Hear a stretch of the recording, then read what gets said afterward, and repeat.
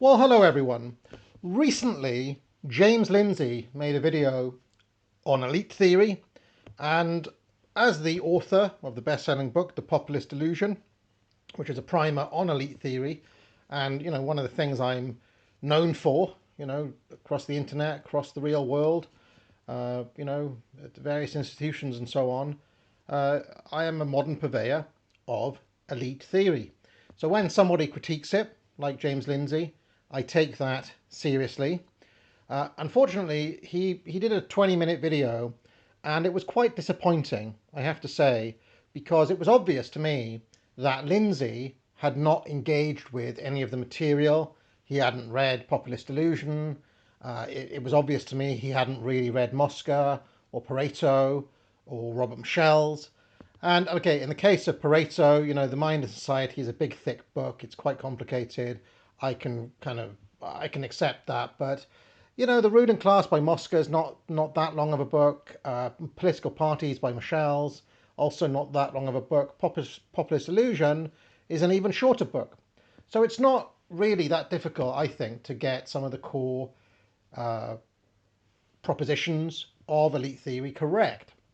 One of the things that you're meant to do as an intellectual, I teach foundations of writing, foundations of logic, foundations of rhetoric. What you're meant to do if you master those skills is to show your interlocutors, your opponents, some intellectual charity. And ideally what you should be able to do is to summarize their positions as strongly, if not stronger, than they are able to do.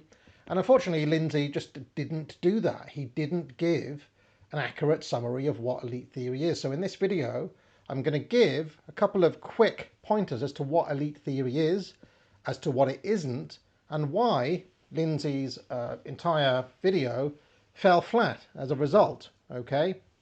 So the first thing to mention is that elite theory simply says that the disorganized mass is always ruled over by an organized minority. It says that in politics, the organized minority tends to win over the disorganized mass, whichever way around you want to put it.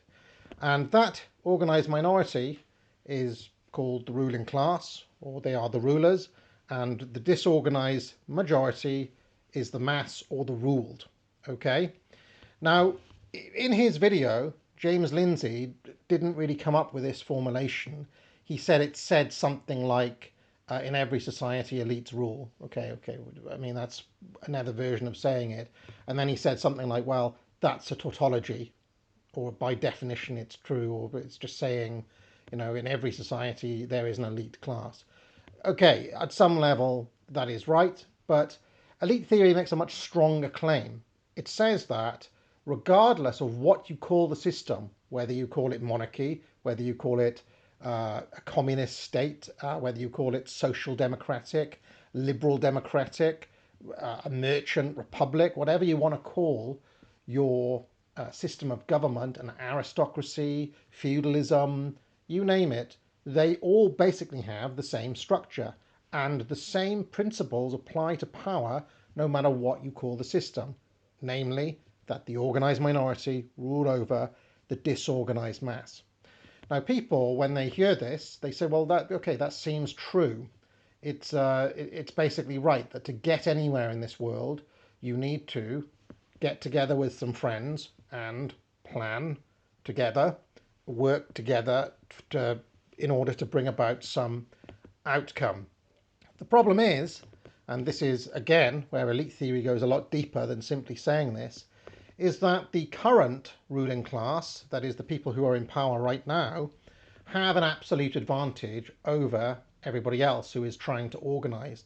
They are the ultimate organized minority, and they have all sorts of advantages. They have a knowledge advantage, they have a communications advantage, they have other advantages, technical expertise and skills, managerialism, if you want to go that far, that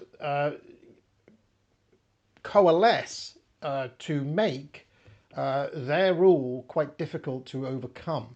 Overthrowing a government is something that only a handful of people have managed in history. And that set of conditions that keep the ruling class in place and make them extremely difficult to dislodge is known as the iron law of oligarchy, and that is what Michel's political parties is about. So what James Lindsay did in his video, he said, well, there's a difference between elite theory as a descriptive set of tools and a prescriptive elite theory. First of all, none of the elite theorists have any prescriptions. Elite theory is a value-free, it pretends to be a scientific way of trying to approach power and politics. It tries to give, it's like the economics of politics, if that makes any sense. Economics is what they call a vert-free science. It's value-free. It doesn't look at, it doesn't try to smuggle in any other values there. It just describes what is. And elite theory is the same. Pareto, who was one of the elite theorists, was, of course, more famous as an economist. So it's using some of those tools that you'd use in economics and applying a similar framework to politics and power. It is, if you want, a political science or political science. That's what it was trying to do. That's what all of them said that they were doing in the tradition of somebody like Niccolo Machiavelli, who was also trying to give an ABCs of power, a kind of set of laws of power that are true pretty much regardless of who is in what you call the system. It's not really concerned with this system or that system, democracy or monarchy or whatever. It is concerned with the actual mechanics of power, regardless of what you call it. Now, one of the things that Lindsay did is he said, well, the thing is that the descriptive part, well, that's fine, but the danger comes when it becomes proscriptive. That is, when people take elite theory and they say, this is the way things ought to be, this is the way things should be. He says it basically goes over the is-ought gap that David Hume talked about. And this, again, is an issue because, as far as I know, none of the elite theorists did that, or none of them do that in their work. That is not the point of it. And in my book, The Populist Delusion, which is a work of elite theory, I also do not advocate for any particular system of government. Now, then James Lindsay went on to make a more moral argument or a more normative argument where he says, well, the problem is that once you start advocating for saying this is the way things should be, and he cited Curtis Yarvin advocating for monarchy, when I should be clear, when Curtis Yarvin advocates for monarchy, that is monarchism. That is, he is just making pro-monarchy arguments. That's got nothing to do with elite theory. That's just him favouring that system over the other available systems. Elite theory doesn't do that. If anything, the elite theorists, to the extent that they advocate for anything at all, they talk about an aristocracy of the talents. In other words, meritocracy, a system which actually allows the most talented people into the ruling class. They argue that that system would be superior to systems that artificially lock out people of talent from the ruling class. And in fact, if you read Mosca, he says, look, if you look at the old Chinese system, they had a way of accepting in talented people into the ruling class, even though there was an emperor there. Okay, so it was more meritocratic. They also argue that it's a weakness in hereditary systems. Let's say you have an idiot king or something like that. This is a problem. Okay, so they do actually, to the extent that they advocate for anything, they just say, well, if you look historically, these systems tend to have a problem if you have a too restricted ruling class. So the ruling class needs to be adaptive enough to absorb talent from the pool of the ruled. Okay. Now, so Lindsay was talking about this being a problem, this prescriptive issue, and he says, well, really, when people are talking about elite theory, they're advocating for themselves as a new elite. They're the whole purpose of elite theory is to say we need to be the new elite. That is just not the case at all. Elite theory is a descriptive, kind of scientific, or you could say quasi-scientific, empirical method of looking at the mechanics of power, the kind of logic of power, and then using that as a way of looking at politics and power today, or you can look at it historically as well. And it does give you all sorts of illuminating insights, but it is descriptive. It is a descriptive and analytical tool. It is not proscriptive. It's not saying this is the way things ought to be. Right? This is Machiavelli's number one maxim. I write as things are, not as they ought to be.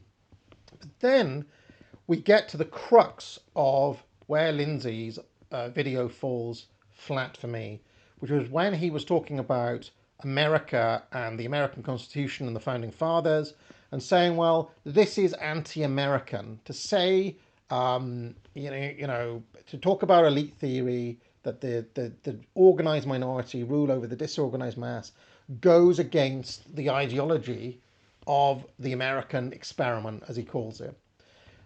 Now, this gets to the crux of the matter, because if you understand elite theory properly, they are making a much stronger claim. They say, essentially, that democracy is impossible, that states that claim to rule in the name of the people are lying, that this is a delusion. That's the populist delusion. The idea that the people are actually ruling rather than the ruling class is a lie. And what Mosca, Pareto and Michels do in their books is they show you all of the ways in which the iron law of oligarchy tends to prevail. They show you the ways in which dissident energies are contained by the system. They show you the ways in which power, capital P power, generally is able to outmaneuver the rival castles, as I call them. And of course later works like James Burnham's Managerial Revolution and his Machiavellian's book, and Bertrand de Juvenel is another person I talk about. These aren't typically thought of as the classical elite theorists, but they built on those ideas. Later on, Gottfried and Francis as well. But what they're showing is that any system that claims that it's ruling in the name of the people tends to be lying about that fact. And when I start the book, I cite a statistic that they did this study in Chicago showing that over 17,000 laws, over 1,700 laws in America in the past 20 or 30 years. They did this kind of quantitative study across all of these different laws that were passed by Congress and by the Senate. And they showed no correlation whatsoever with the wishes of the people, with the voters. Voters seldom, if ever, get truly what they voted for. And what Mosca says is that it's not really accurate to say that the people voted a certain person into power. It's more accurate to say that that person has themselves put into power by their friends. And when it comes to big mass democracies, of course, power is concentrated in the media, in newspapers, in the people who are able to fund campaigns, in money men, in lobby groups, and so on and so forth. So when people talk about the ruling class in America, they're not just talking about, Lindsay was talking about the Clintons and the Bushes and so on, but an elite theory perspective would say, well, actually, we need to look at banking groups. We need to look at, he was talking about people like Klaus Schwab and WEF and so on, and Davos. They would say, well, all of these people constitute a ruling class. And these individuals in Davos and in investment banks and elsewhere, the funders of the Democrat Party and the Republicans, they are not the people, and yet they're the ones, they are the organized minority, they are the ruling class, and they are the ones who have a habit of getting their own way. Defense contractors, the military industrial complex. The American people didn't want any of these things, and yet they got them. A lot of the things that have happened in American history were not voted for. They were either passed by judicial activism, by various different judges, or Supreme Court rulings, or Congress doing, passing these massive pork stuffed bills. A lot of the stuff, woke, all of these things come from organized minorities. It's not always the same organized minority. There can be different ones at different times and places who are getting their way over the disorganized mass. So what the elite theorists are saying is that the fundamental dream of the American Constitution is just a line. It's no different. Saying the will of the people is no different from a medieval king saying, I rule in the name of divine right. It's just what Moscow calls a political formula. It's just a line. As I've talked about so many times, BS, BS, BS, BS, therefore I rule. That is fundamentally all those lines are. And what democracy is particularly good at doing is hiding this fact. It's particularly good at allowing enough normal, quote unquote, normal people into the ruling class, to renew the ruling class, and to give a semblance of upwards mobility. You could say this is an advantage of democracy. Another advantage of democracy is the fact that so many people believe that when they cast a vote, it has there's a genuine link between that vote and an actual outcome. But we've seen so many times politicians just openly lie. In this country, the people voted for Boris Johnson. They voted to take back control, Brexit and all of that. Boris Johnson promptly flooded the country with more immigrants than in the entire history. From 1066 to now, Boris Johnson let in more people, 6 million people in 5 years or something ridiculous. Nobody voted for that.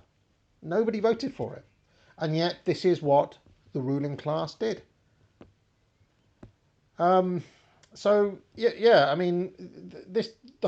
Lindsay's point misses the mark because he hasn't grasped what elite theory is saying.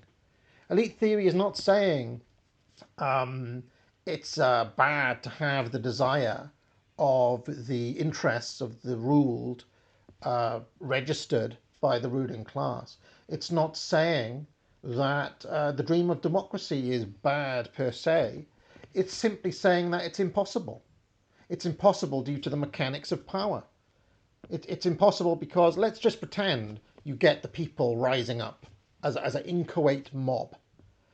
Sooner or later, a leader has to emerge to get anywhere. You could take the analogy of an army. The army of the rabble of 1,000 people against 100 well-trained men with a captain. Who wins, the rabble, or the 100 trained men? The 100 trained men win 10 times out of 10.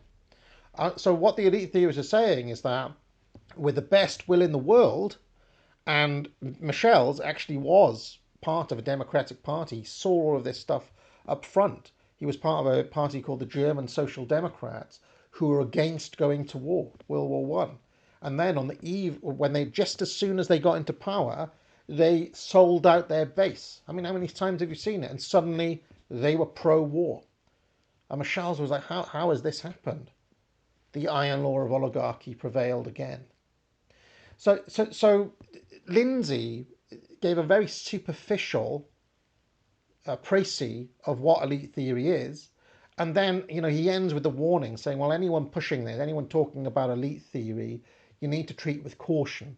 In fact, he spent most of the 20 minutes of his video talking about Marxism and talking about Lenin and vanguardism and things like that, Well, you could say that the Marxists kind of stumbled into some aspect of elite theory by recognizing that there needs to be an organized minority and who rule over the disorganized mass. But it's not actually accurate to say that Marxist vanguardism is the same as elite theory. Marxists actually rejected elite theory and they had a big problem with it. Why did they have a problem with it? Well, there was two reasons why the Marxists had a problem with elite theory. There were three reasons, actually. The third one was by Gramsci, who I'm sure Lindsay is aware of. But let's go through all three of them, okay? So the first reason was that in classic Marxism, it's all about the class struggle. And the real problem is that the capitalists are the ruling class. They own the means of production. And of course, Marxism is all about the workers rising up and seizing the means of production.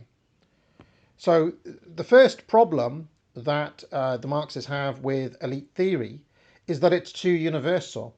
Elite theorists want to have this kind of one theory for all systems, whereas the Marxists have a very specific critique of capitalism itself and of the capitalist class. Okay, and they say, well, the elite theorists don't go far enough, or they're letting the capitalists off the hook, or something. They had a problem that the elite theorists were not focused on ownership of the means of production.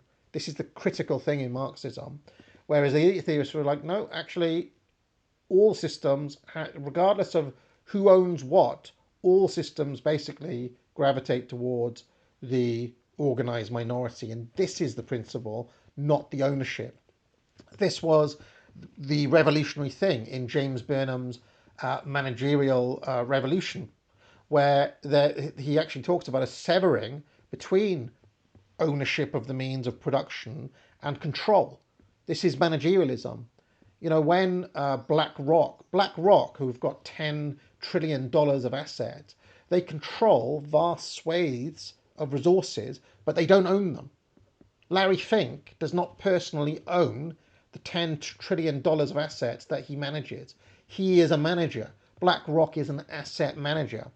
What James Lindsay is talking about, what James Burnham is talking about in Managerial Revolution, and what James Lindsay should learn, is that when you get passive shareholders or mass shareholders, the same elite theory principles apply, because the shareholders are actually being ruled over by the organized minority, who are the asset managers or the expert class, who like the Black Rocks of this world, and all of the individual pension holders in those pension funds. They don't know what's happening with their money. They don't know that their money is being used to fund woke and ESG and all of this sort of stuff. Those decisions have been taken on their behalf, in much the same way that the government or politicians take decisions on your behalf when you give them a vote. And he's saying that in exactly the same way that democracy in practice actually just functions like any other system, in a top-down triangle with the elites at the top ruling over the masses. In exactly the same way, that happens with mass shareholder capitalism as well. So the point of Burnham is that where once capitalists like Henry Ford, the old tycoons, the J.P. Morgans, had real concentrated power because they were the only owner of their company. Now, when you kind of make the company public and you let lots of people own shares, the power is then concentrated in the managers and is taken away from the classic tycoon, and it goes to the CEO, who is, let's face it, a manager. This is what the managerial class was about, okay? Which is just a bit of applied elite theory, taking into account what happened in the 20th century. Anyway, James Lindsay really misses that, okay? Second thing that Marxists didn't like, when I'm doing these bits to camera, I digress more than when I do the PowerPoint. I'm still getting used to it. You're going to have to bear with me, friends, as I get used to this new setup, okay? The second thing that Marxists don't like about elite theory is that it draws attention to their own power when they're in power. Okay? So what Marxists want to say is that, well, when capitalists are in charge, that's bad, but when it's us, that's good. And elite theory still draws attention to the fact that they and they alone are in power. Now let's not forget, in the BS I rule of Marxism, of communism, they still style themselves as people's republics or as democracies. That's why so many communist countries in history have had the word democratic in the title. The idea is that there's a dictatorship of the proletariat, so that when Lenin or Stalin or whoever else in the Politburo were making decisions on behalf of the people, they were doing it in the name of the people, and that the people actually consent to that in a more or less democratic manner. Now, of course, we can see that that is bollocks, that's BS. It's easier to see in that scenario. What the elite theorists are saying is that it's not only true of the USSR, it's also true of the USA, of Great Britain, of France, and any other country that claims to be liberal democratic too. Liberal democracy is as totalitarian, as top-down, and as undemocratic as classic kind of Marxist states like the USSR. I can see James Lindsay's head exploding as I say this, but this is the claim. And it's quite difficult, I think, to argue against that, given all of the things that we've witnessed, given so many of the things that have happened have been completely against the quote-unquote will of the people. So much of James Lindsay's own work on wokery, on WEF, on globalists, and all of these sort of figures is exactly what we're talking about here. So I don't really know why he would be against the idea. Okay, you could say, well, I hold as an ideal the system that the founding fathers set up in the US Constitution. You could say that this is an ideal of mine. This is the way things ought to be. That's fair enough. But you also should then recognize, did the USA actually turn out as the founding fathers envisioned? Did the American experiment work and deliver democracy for the people, by the people? It's very difficult to maintain that in 2025 after all of the stuff we've witnessed our entire lives. Out of all the things that have happened, the people just did not support. And so many of the things are retconned after the fact. You know, the things that were unpopular at the time, that were brought about by, the organised minority, whoever that happened to be at the time, are then later, written up as if they have the support of everybody. And so many of the time, so much of the time, that is not true when you start to investigate these things. The third reason that the Marxists had a problem with elite theory is that they did not take into account ideology enough. This was Antonio Gramsci's critique in his book Prison Notebooks. The Modern Prince section of that is basically a critique of elite theory. Very interesting. I would say that is the bit that the Marxists probably have a point there. And later theorists like Gottfried and Sam Francis and, mainly those two, they actually took ideas from people like Gramsci and Louis Althusser and other leftist theorists of ideology and of mass manipulation, Chomsky as well, manufacturing consent, Jacques Ellul, all of these sorts of people, Guy Debord, all of these guys wrote on the manufacturing of consent that takes place in a democracy, in a mass democracy, okay? Media manipulation, in other words, propaganda, Edward Bernays, all of these sorts of people. And this, it's fair to say, was a missing component in Mosca, Pareto, and Michel. I say missing, they do talk about newspapers, but of course you've got to remember these guys were writing at the end of the 20th century, and so there wasn't the role of mass media, the role of television, the role of radio. All of these things happen after they were writing. So it's kind of, in a way, it's just updating it for the 20th century a little bit to talk more about the role of manufacturing consent and quote unquote ideology. Okay, so I'd say the Marxists had a decent point on the third point there. So anyway, it's too reductive to say that Marxists kind of believed in elite theory. Marxists explicitly rejected elite theory for the reasons that I talked about. They never took Mosca, Pareto, and Michel's on board or recognized them as one of their own. And then naturally, after the Second World War, there was an attempt by, let's say, the liberal establishment to attack elite theory or to reject elite theory in the name of liberal democracy. If you ask me, a lot of those critiques that were written in the 50s and the 60s completely fail to address the main arguments that they come up with, although there are some interesting bits.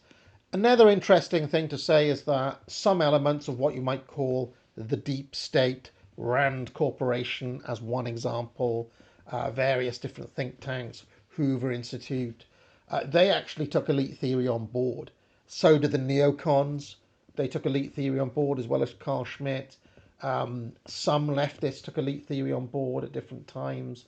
So it's not like a total blanket rejection after the Second World War. You get in the 50s, 60s, 70s, 80s, and even into the 90s, all sorts of people writing on elite theory and basically accepting its central tenets. And the reason that they accept it is basically because it's true. It's almost impossible to deny what elite theory is saying. It's almost like trying to deny something as fundamental as the law of supply and demand. You know, if a resource becomes scarce, the price goes up because more people want it and they bid the price up. This is a universal law of economics. The laws of elite theory function in the same way, and they are morally neutral. It's not saying this system or that system, or it's not advocating for anything. It is just descriptive. And as far as I know, no elite theorists have tried to use elite theory to advocate for this system or that system. So what Lindsay is doing is he's conflating completely different things. Curtis Yarvin, as one example, is not really an elite theorist in the classic sense. He may use a couple of bits and pieces from elite theory here and there, but his pro-monarchy arguments are not predicated on elite theory.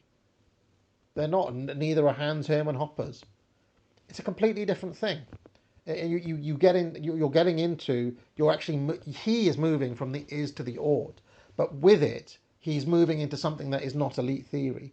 And I think it's worth getting that clear, really. Okay? So, I mean, you're hearing it from the horse's mouth. When people talk about elite theory, they are not necessarily saying, oh, the new elite needs to be us. Now, some people may have made that argument. Vivek Ramaswamy, as one example, cited James Burnham and claimed to be the new elites being cycled in. To my knowledge, almost nobody in history has kind of come into power as an elite theorist, because it's just a description of what happens in the ABCs of. Now, that you could get some people, Tony Blair as one example, who understood it. Maybe Mussolini understood elite theory. He read them.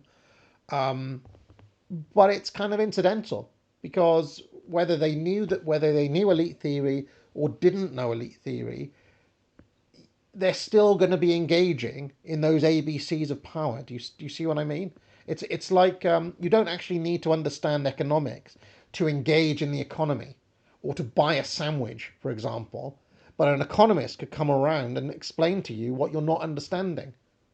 And in exactly the same way, an elite theorist can actually describe what is happening, the nuts and bolts of mechanics of what is happening, in a way that the people who are engaged with it may not even understand.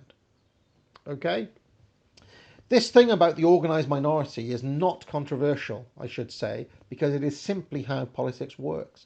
There was a very good book by Mancor Olson, Olsen, I think it is. I think he was a Scandinavian academic in the 70s, who actually wrote an entire book on the politics of collective action. It was called something like The Politics of Collective Action, where he literally gives the playbook of how, if you're an organised minority in a democracy, you can actually get one over on the rest of the public because you care about your one thing and most other people are just trying to go about their lives. The public, the mass, is never organised enough around that issue. And that is why in the history of democracy, it tends to be single issue groups who get their way. And it doesn't really matter what that issue is. You know, in this country, you could say, well, there's a Pakistani organised minority who've managed to get their way on all sorts of issues, right? Now, it's like, well, yeah, that is because they are focused on that one thing, and everybody else has got 100 different things that they care about, and none of them are organised enough to do anything about it. You could have an example from the like Nigel Farage, who really cared about leaving the EU, actually managed to get his way in the long run, and he did it by being part of an organised minority who cared about that one thing, right? The public seldom, if ever, are united all on one thing. So that's another technical reason why the organised minority tends to get their own way in especially in a democracy. All right, I think that's enough. If you want to know more, buy my book, The Populist Delusion. Pick up a course at the academic agency, and I'll catch you all next time. If you liked this video, be sure to like and subscribe. You can join the channel for thousands of hours of past shows in the archive and hundreds of videos. If you have any questions, you can leave a super chat or a super thanks, and I'll be sure to pick it up during my weekly office hours, which run every Tuesday afternoon. I also provide courses at the academic agency, which I encourage people to buy. Thousands of students now have taken the Trivium to improve their skills in writing, logic and rhetoric. Just 3 of many courses available. Buy it now. But most importantly of all, friends, get out.